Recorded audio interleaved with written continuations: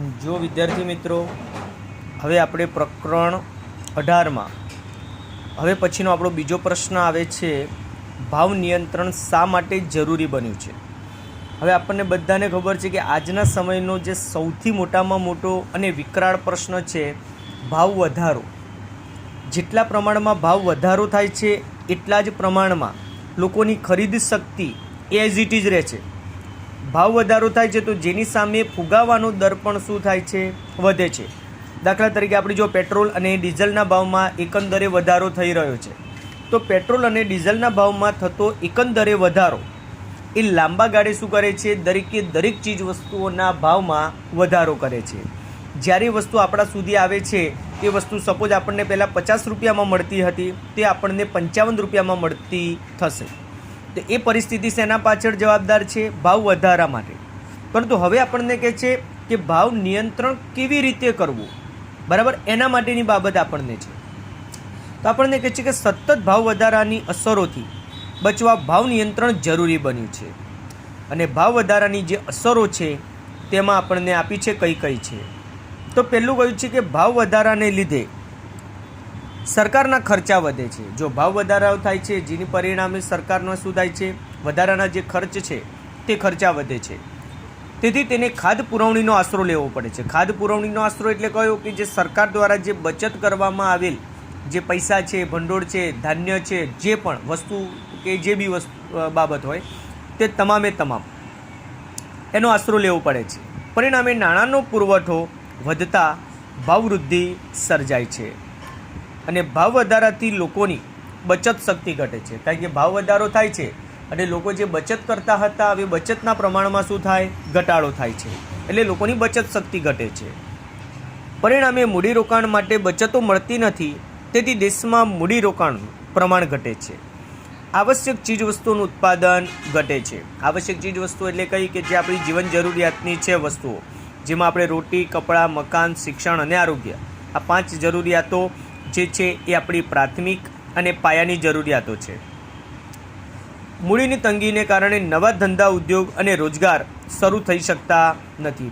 પૈસા જ નથી બજારમાં કે લોકો પાસે, તો પૈસા ન હોવાના કારણે પણ આ પરિસ્થિતિ થાય છે કે કોઈ પણ વ્યક્તિ પોતે પોતાનો નવો ધંધો કે ઉદ્યોગ રોજગાર શરૂ કરી શકતો નથી. ભાવ વધારાને લીધે વસ્તુઓ મોંઘી બનતા દેશમાં જ તેનું વેચાણ વધે છે. જો શું થાય છે, ભાવ વધારો હોય છે જેના કારણે એ જે તે વસ્તુ છે આપણા દેશમાં ને દેશમાં જ એ વસ્તુનું વેચાણ મોંઘું બને છે. જેથી નિકાસનું પ્રમાણ શું થાય, ઘટે છે. કારણ કે આપણા દેશમાં જો એ વસ્તુ મોંઘી પડતી હોય તો બીજા દેશની અંદર જ્યારે વસ્તુની નિકાસ થાય તો એની સ્ટેમ્પ ડ્યુટી કેટલી વધી જાય, તો એ વસ્તુ ત્યાં એટલી વધારે પ્રમાણમાં મોંઘી પડે, જેના કારણે આપણા દેશમાં જ તેનું વેચાણ વધે છે, બીજા કોઈ દેશમાં તેનું વેચાણ થઈ શકતું નથી. દેશમાં બનતી વસ્તુઓ કરતાં વિદેશી વસ્તુઓ સસ્તી હોય તો દેશની આયાતો વધે છે. જો શું કહ્યું છે આપણને કે આપણા દેશમાં બનતી જે વસ્તુઓ છે એની તુલનામાં વિદેશમાંથી આવતી જે વસ્તુઓ છે તે સસ્તી હોય ત્યારે શું થાય, દેશની આયાતો વધે છે. આમ દેશની નિકાસ કમાણી ઘટે અને આયાતી ખર્ચ વધે છે. અને સંજોગોમાં દેશની વેપાર તુલામાં ખાધ ઊભી થાય છે. ખાધ એટલે શું, ખોટ જેને કહેવાય. શું કહેવાય, ખોટ ઊભી થાય છે. કારણ કે વેપાર તુલામાં અસમતુલા સર્જાય, આયાતો વધી જાય અને નિકાસનું પ્રમાણ ઘટી જાય તો વેપાર તુલા કેવી બનવાની, જે કહેવાય વિરોધાભાસી બનશે.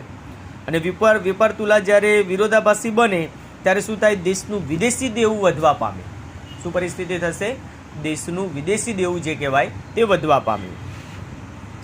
ભાવ વધારાને કારણે ઉત્પાદકો, વિક્રેતાઓ વગેરેના નફામાં ખૂબ વધારો થતાં તેમની આવક ઝડપથી વધે છે. આથી સમાજમાં આવકની અસમાનતા વધે છે અને ભાવ વધારાને લીધે લોકોની ખરીદ શક્તિ ઘટે છે. તેથી મધ્યમ અને ગરીબ વર્ગના લોકોની હાલત ખૂબ કફોડી બને છે. એટલે કે જે મધ્યમ વર્ગ છે અને ગરીબ વર્ગના લોકો છે તેમની હાલત કેવી બને, કફોડી, એટલે કે કંગાળ જેવી પરિસ્થિતિ હોય છે. પૈસા ન હોય અને તેમ છતાં પણ એમને વસ્તુની જે જરૂરિયાત છે એ પૂરી કર્યા વગર ચાલે તેમ ન હોય. આપણી જે રોટી, કપડાં, મકાનની જે જરૂરિયાત છે એ આપણી એવી કેવી છે કે એ આપણે સંતોષવી જ પડે છે. પછી ભાવ ગમે એટલા ઊંચા આસમાને જાય તોય આપણે વસ્તુ ખરીદવી પડે છે. જીવન નિર્વાહનો ખર્ચ વધવાથી આ વર્ગના લોકોનું જીવન ધોરણ નીચું જાય છે. દેશમાં વિદેશી મૂડીરોકાણ ઘટે છે. આયાતી વસ્તુઓમાં વધારો થાય છે તેથી દેશમાં વિદેશી ઊંડિયામણની તંગી સર્જાય છે. જો આપણને કહ્યું છે કે વિદેશી મૂડીરોકાણ ઘટે એટલે શું થાય કે દેશમાં જે વિદેશી ઊંડિયામણ છે, બરાબર, એ વિદેશી ઊંડિયામણની તંગી સર્જાય. એટલે કે કોઈ પણ દેશ છે, વિશ્વના કોઈ પણ દેશો એ ભારત સાથે વેપાર કરવા શું કરશે, વેપાર કરવાની જે પરિસ્થિતિ છે એના ઉપર ચોખ્ખી ના પાડી દેશે.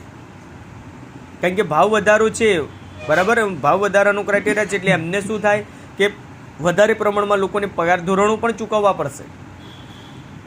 જેટલી એમને ધારણા હોય એનાથી વધારે પગાર ધોરણો ચૂકવવા પડે તેમ હોય ત્યારે શું કરે છે એ લોકો, વિદેશી મૂડીરોકાણકારો જે તે આપણા ભારત જેવા દેશમાં તે વિદેશી મૂડીરોકાણ રોકશે નહીં. ભાવ વધારાને લીધે ગરીબ અને મધ્યમ વર્ગના લોકોનું જીવન કથળતા તેઓ નીતિમત્તાના ધોરણો નેવે મૂકીને જો ચોરી, લૂંટફાટ, કારણ કે બધાને ખબર છે કે ગમે તેવી પરિસ્થિતિ થશે, પોતાને પોતાનું ઘર ચલાવવાનું છે, જ્યારે સીધી રીતના પૈસા નથી કમાઈ શકતા ત્યારે શું કરે છે, ખોટા કાર્યો કરીને પૈસા કમાવાનો આશરો લે છે.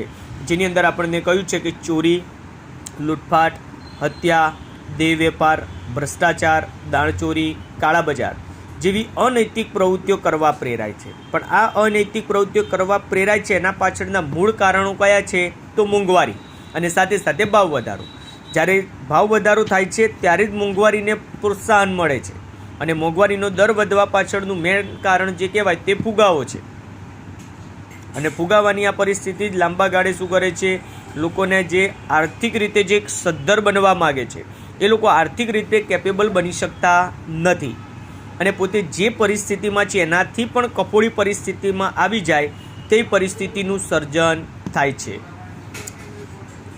એટલે મિત્રોએ ખાસ ધ્યાનમાં રાખવાનું છે આપણે કે જે મધ્યમ વર્ગના લોકો કે ગરીબ વર્ગના લોકો છે એ પોતાની નીતિમત્તાઓ, એટલે કે જે પોતાના નીતિ નિયમો, ધારાધોરણો છે એને નેવે મૂકીને શું કરે છે, ચોરી, લૂંટફાટ, હત્યા, દેહ વેપાર, ભ્રષ્ટાચાર, દાણચોરી, કાળાબજાર જેવી અનૈતિક પ્રવૃત્તિઓ કરવા પ્રેરાય છે.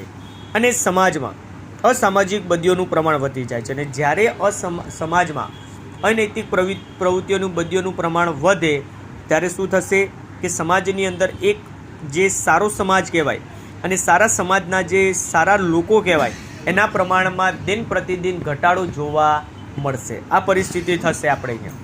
એટલા માટે કહેવાયું છે કે ભાવ વધારો થયો તેની પાછળ બીજા ઘણા બધા જેના નેગેટિવ રોલ છે, નકારાત્મક પાસાઓ છે, એ પણ આપણી સામે આપણને જોવા મળે છે. એટલે નકારાત્મક જે પાસાઓ છે એનું પ્રમાણ ઘટશે, એટલે મોંઘવારીનું કે જે ભાવ વધારાનું સ્તર છે ઘટશે, તો ઓટોમેટિકલી શું થશે કે જે આ નકારાત્મક પાસાઓ છે એનું પ્રમાણ પણ શું થશે, ઘટશે.